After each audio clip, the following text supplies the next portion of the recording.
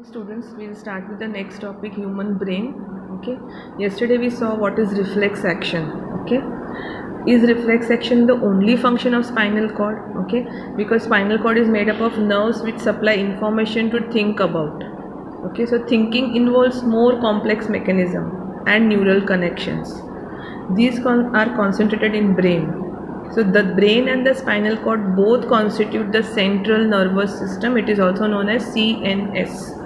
Okay, now there are certain activities which are voluntary, which are under our control, like writing, talking, moving. Okay, so the brain has to send messages to the muscles.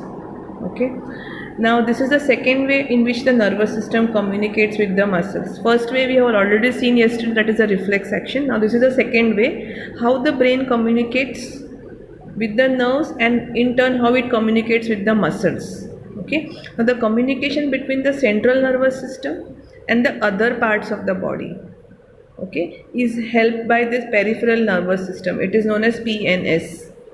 So both the CNS and the PNS, okay, they consist of the cranial nerves. The cranial nerves are the nerves which are connected to the brains, okay, and the spinal cords. Okay, they arise from the spinal cord and they go to the brain. Okay, now the brain thus allows us to think and then take the action based on that thinking.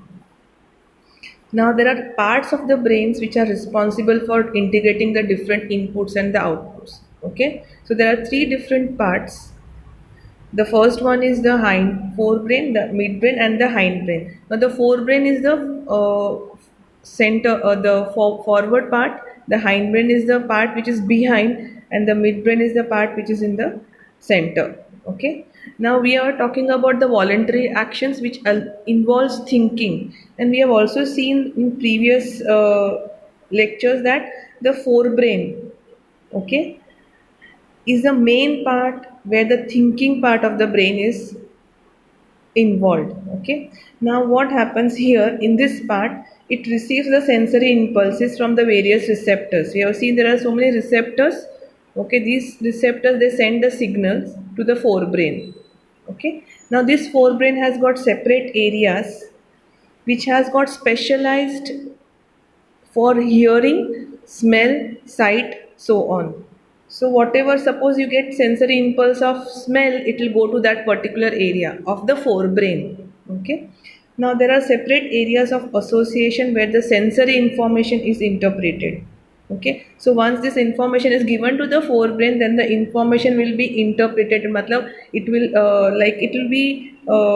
the brain will tell us that now, okay, I have received this information. Now how to react with about after getting this information. So it will be interpreting it, then it will be putting it together, and then it has some information which is already stored by previous experiences. Like if you see, we already got burnt once, you know that if you touch this vessel which is hot, you will get burnt. So certain informations are already stored in brain. So with the help of all this, it will react or it will give the response. Okay, now turn the page. Okay, so uh, okay, now we have completed forebrain. Okay, now if you see the diagram here, this is the forebrain. Okay, now the decision which is made about how to respond, the information passed on to the motor areas. After all this analyzing is done, it is passed to the motor neurons, which control the movement of voluntary muscles. They give the response how to move and all. Okay, and then the next thing is, after voluntary response there are certain sensations. Okay, like after eating, how do you feel that no, now I'm full, I should not eat more and all. Okay, so for that there is a separate part of forebrain which answers these questions, or which tells you how to respond to these feelings or sensations. Okay, so after that we go to the next part. Okay, that is about involuntary actions. Now involuntary actions are controlled by midbrain and hindbrain. Okay, now this is the midbrain if you come back to the figure. Okay, and this part. Can you see this part? This is the hindbrain. So this complete part is the forebrain, this is the midbrain, and this is the hindbrain. Now hindbrain has got three parts: pons, medulla, and cerebellum. Okay. Now each part has got its own specific functions.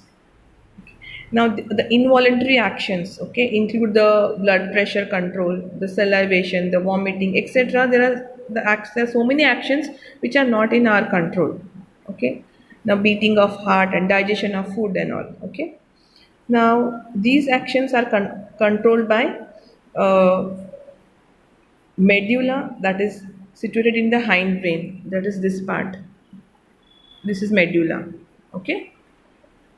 Now we have got another activities like walking straight, like riding bicycles. These are voluntary actions, okay, which also need some thinking. Okay, this part is controlled by cerebellum, that is situated in the hindbrain. That is this part. This is the cerebellum. Okay. Now maintaining posture, balance, etc. Okay.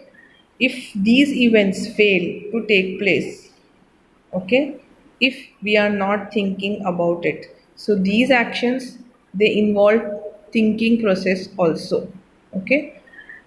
Thank you. We'll continue with the next topic next time.